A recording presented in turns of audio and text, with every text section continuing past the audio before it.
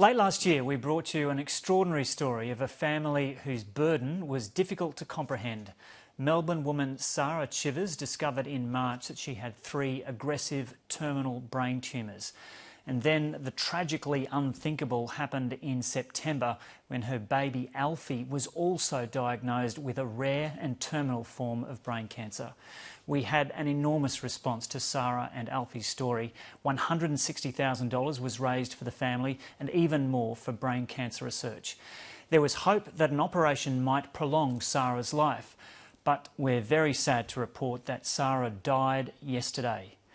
Reporter Louise Milligan, who filmed with the family last year, has this tribute.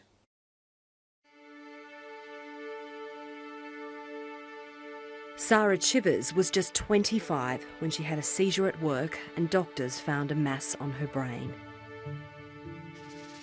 I went to see an oncologist and he said that the hardest thing that I'm going to have to tell you in this session is that there's no cure. She had 2 operations and for some years the cancer remained in check. It really gave us an opportunity to reassess our priorities and put value on the things that are most important and also really celebrate those special milestones. She went back to work as a marketing executive and married her longtime partner Lee.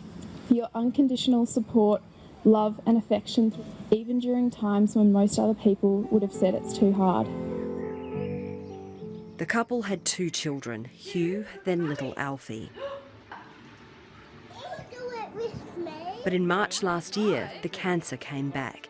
3 aggressive terminal tumours. I think I was scared for our children, for Hugh and Alfie, as well as Sara, obviously.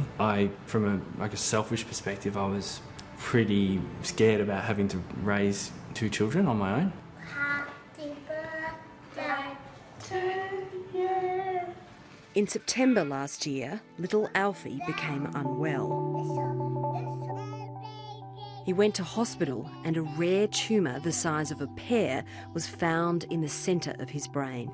It was a totally different form of cancer to Sara's, a terrible coincidence.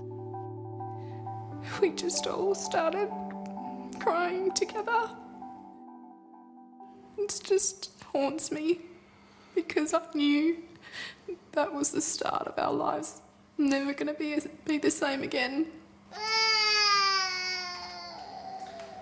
It's okay.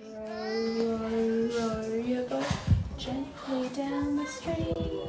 I haven't had parent-child with completely different tumours. And I think that's exceptionally rare. Obviously, I know my fate somewhat is sealed, but I want to do everything in my power to bring this to light so that Alfie has a better chance of survival than he would have at the moment, looking at the current mortality rates.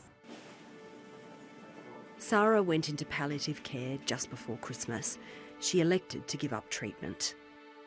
As it was getting nearer to the end, Sara lost her speech, and that was the most devastating thing for everyone. I went there to see her and we had a few laughs and quite a few cries. Shortly before that, she had been contacted by Vogue to be featured in their February edition. Ever the PR girl, Sara managed to get an advance copy. She was thrilled to see the pictures 6 days ago. The edition hit the newsstands today, 24 hours after Sara Chivers drew her peaceful last breath. I'm the proudest mum. Say Sara's my daughter and my husband Adrian. It's hard to believe, everything she's done. It seems a strange thing to say, but again, this is her gift to everyone. Sara wrote a letter to her sons before she died. It's a bittersweet read for her sister Stephanie. Dear Hugh and Alfie, I won't be around to see you grow up.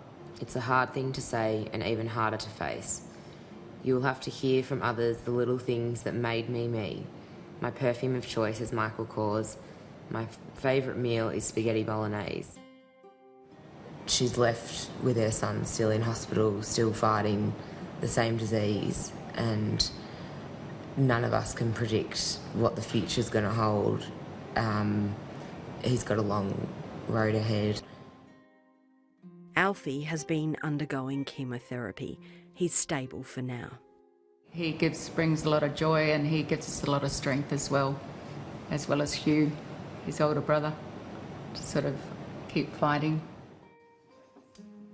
Sara Chivers' dying wish was for more money to be raised for brain cancer. The day we last filmed with her, the federal government announced it would match $50 million raised by the Cure Brain Cancer Foundation and other donors, with the aim of doubling survival rates in a decade. $20 million still needs to be raised. Okay, you show me. It just provides hope to families like mine that have been devastated by the impacts of brain cancer. Probably not in my lifetime, but definitely in Alfie's lifetime. I'm hoping that they'll find a cure.